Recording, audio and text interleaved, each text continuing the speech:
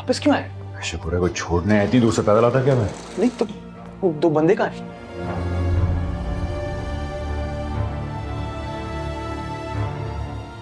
मार दिए।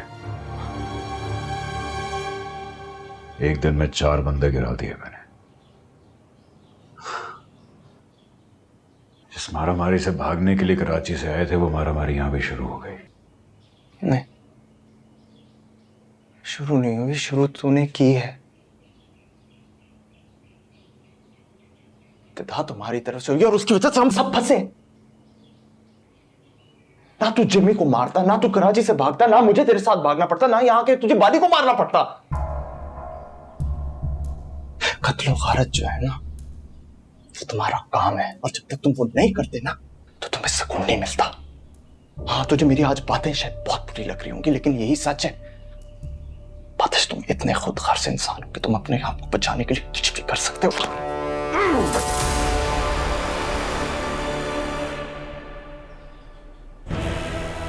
जिमी को मैंने क्यों मारा था तो अच्छी तरह जानता है।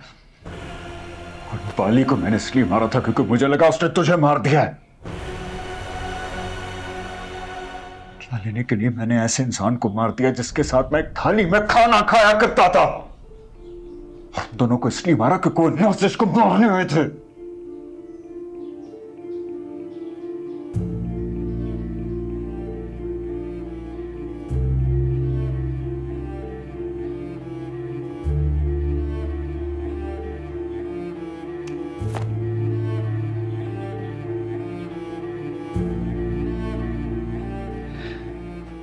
देता रहे अपने दिल को तसल्लियां, क्योंकि मरते दम तक तू यही करता रहेगा।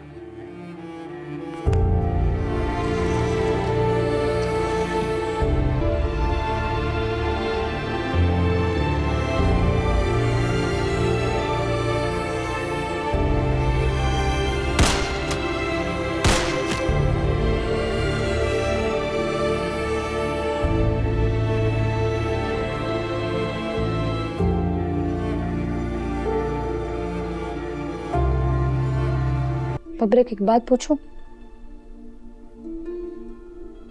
इजाजत क्यों मांगी, पूछो। ताजी और तुम्हारी माँ की क्या दुश्मनी थी?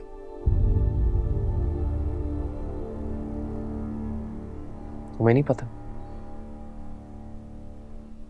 अंदाजा है, पता नहीं है। घर में कभी बात ही नहीं हुई। एक मुनाफिक आदमी की ना यही निशानी होती, सब बातें वो दिल के अंदर रखता है। और मैंने हिसाब लगा लिया कि तुम्हारे दाजी का भी यही हाल। कंध भरा हुए उसके दिल के अंदर मुनाफिकत भरी हुई है, इसलिए उसने मुझे मेरी मां का ताना मारा। क्यों?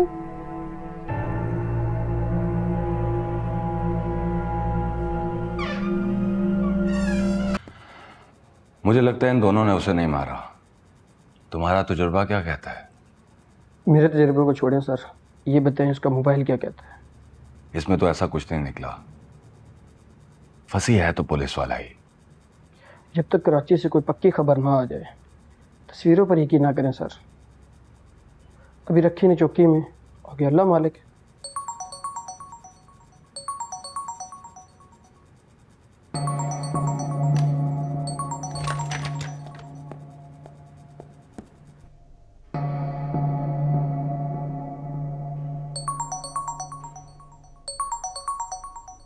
स्पीकर पे कर लें सर जी।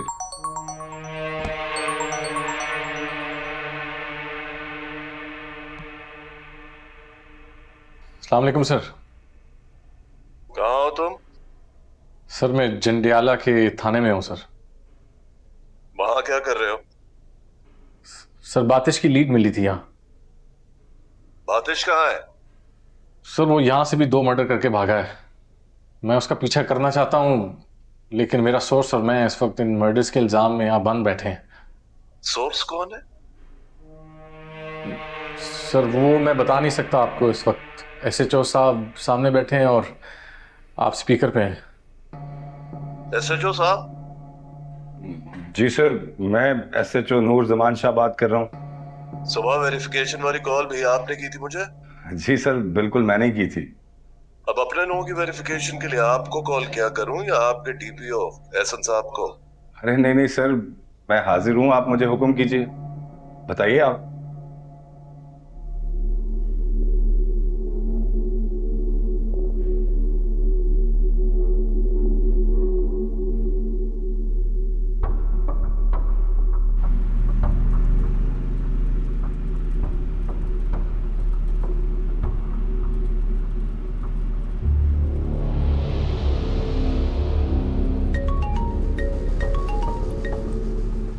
हेलो।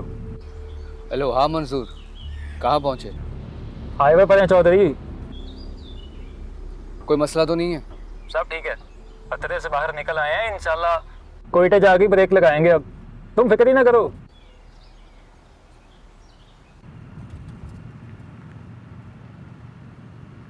हाँ शकूर, बोलो। हाँ बातिश, मैं ना फराज को शाम वाली बस में बिठाने की बजाय लाहौर ले जा रहा हूँ, वहीं से उसे कराची की ट्रेन में बिठा दूंगा। क्या ख्याल है? बिल्कुल ठीक है, मैं तो निकल आया हूँ, इस बेवकूफ़ को भी निकालना वहाँ से। हाँ हाँ हाँ, सब ठीक हो जाएगा। ओके। अल्लाह हाफिज़।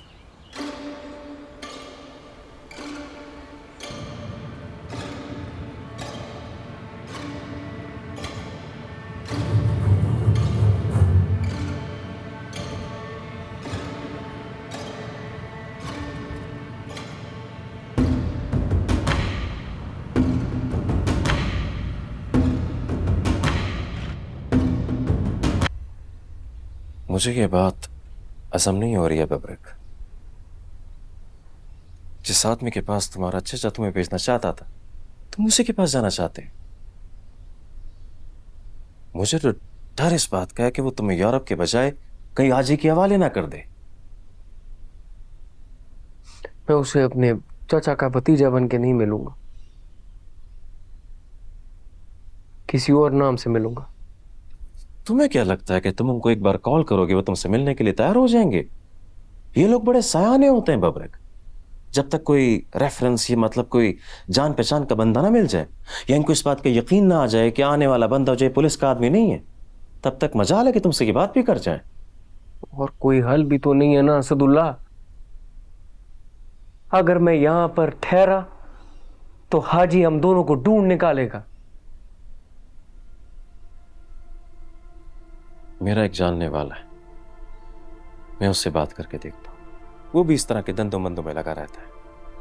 एक बार उसने मुझे भी ऑफर की थी यूरोप जाने की। जो भी करना है बस जल्दी कर लो, मुझे निकलना है यहां से। खतरे के दायरे में बैठा हूं मैं। सच पूछो तो मैं इतना डरा हुआ और इतना घबराया हुआ कि फोन तक ऑफ करके बैठा हुआ कि कहीं आज ही मेरी लोकेशन ना चेक कर ले। और लंबी पहुंच है उसकी,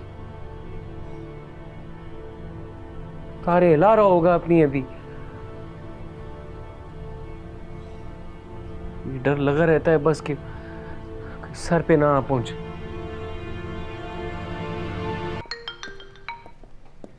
हाँ जी, क्या खबर है? वे पता कर उसे कहाँ रखा, थाने में या किसी कमरे में।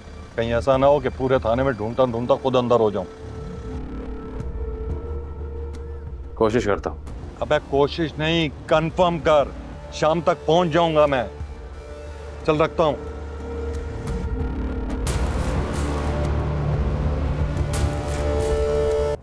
माफी चाहता हूँ सर, मजबूरी थी इसलिए आपके साथ कमी पेशी हो गई।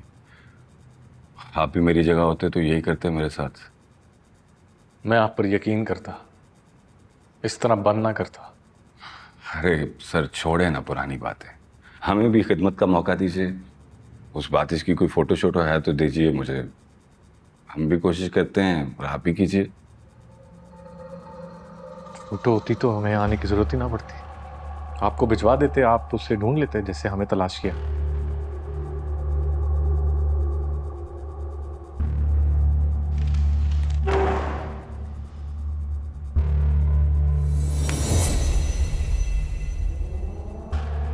आपकी वजह से मेरे हाथ से निकला। अगर आप कुछ शक ना करते, हमारा वक्त ना जाया करते, तो इस तरह मुझे नाकाम कराची ना वापस जाना पड़ता।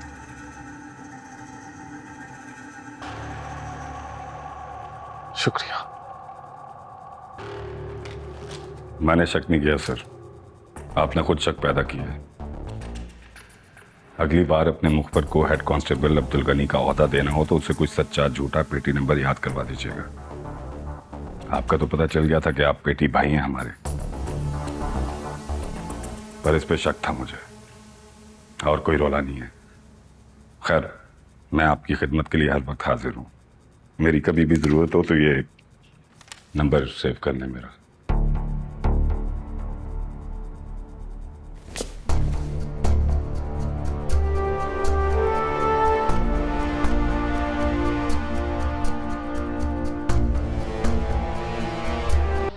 मैंने क्या गलत किया जी साहब? बबरक कहाँ है? पता नहीं, अपने घर पे ही होगा।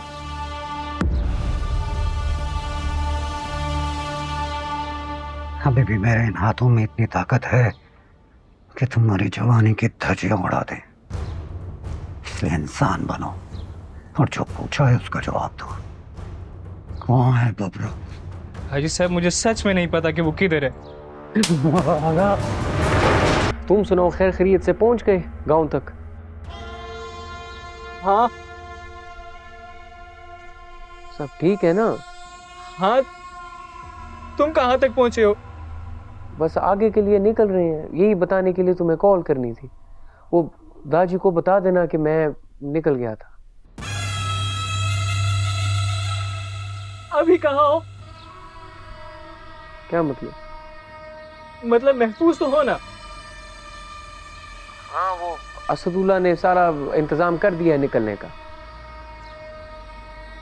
मैंने भी तुम्हारे राशिद, उसके बाप और दोनों छोटे भाइयों की रूह निकालने का पूरा बंदोबस्त कर लिया।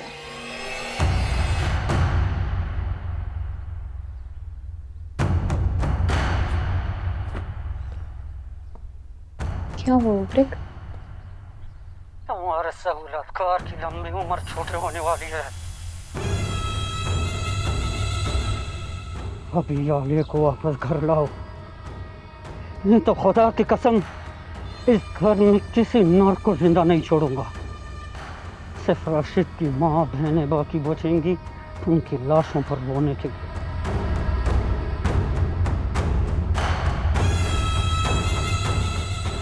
और तुम्हें बदवाएं देने के लिए जब तक जिंदा रहेंगी यही कहेंगी कि तुम्हारी बेगैरती ने उनके बाप भाई मरवा दिए।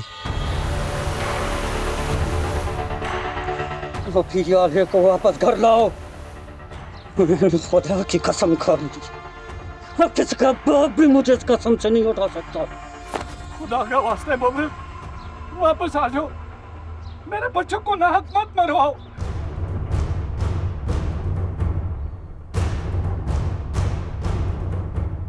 आपकी तरह मैंने भी बबरक के साथ जीने मरने की कसम खा ली है दाजी। बाप ने जो करने आप करें। आपको जाले तो उसकी लाश भी नहीं मिलेगी।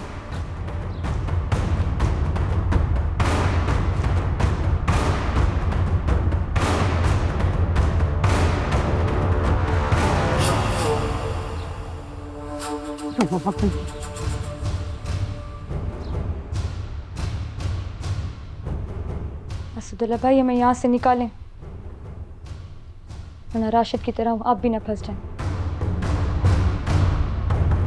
हाँ, और जी डीपीओ साहब की जमानत पर छोड़ दिया दोनों को। ऐसे छोड़, थाने में नहीं है वो, निकल गए। निकल गए? अबे कहाँ निकल गए? ये तो वो जानते हैं या खुदा जानता होगा। अबे तू भी जानता है, तू बता कहाँ निकल गए? एसएचओ के मुताबिक दोनों बातिश के पीछे आए थे। बातिश क्या कर रहा था वहां? तुम्हारे पुराने साथी बाली का कत्ल करने आए थे और करके निकल गए। वो इन दोनों को ना बातिश की जंडियाले में मौजूदगी की कोई इत्तला मिली हुई, इसीलिए आए थे दोनों पीछे। बाली गया जहन्नम में और बातिश गया पहाड़ में।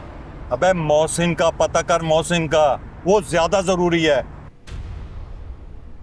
वो फंसी का पत्ता कटेगा तो ही मोहसिन का पता लगेगा। मैं करता हूं कॉल। चल ठीक है, रख।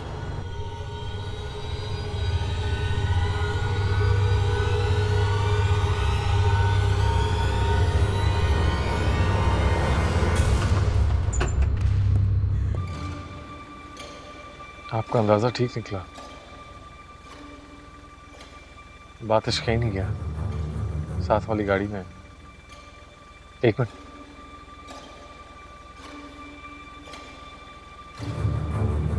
ये कौन है? फराज।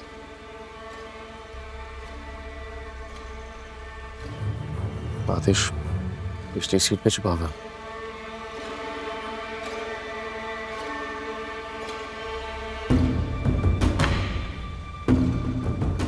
पता नहीं, शायद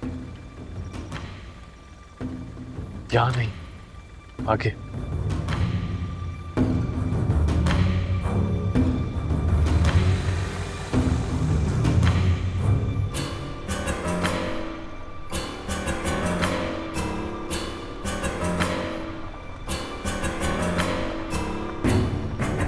क्रॉस कर रही है हमें। चल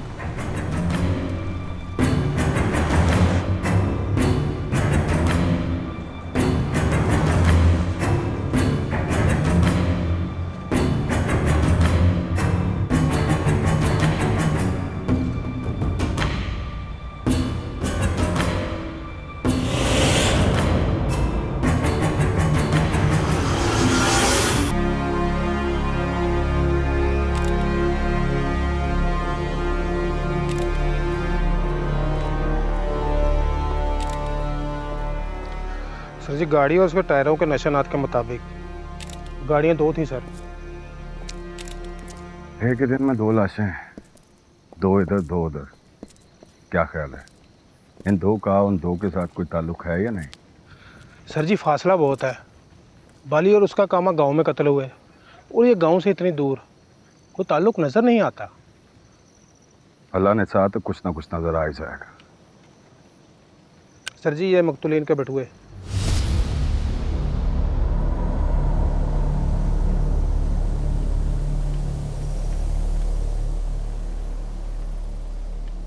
भाई हैं दोनों, इन दोनों के वर्षा का पता करो और इत्तला करो।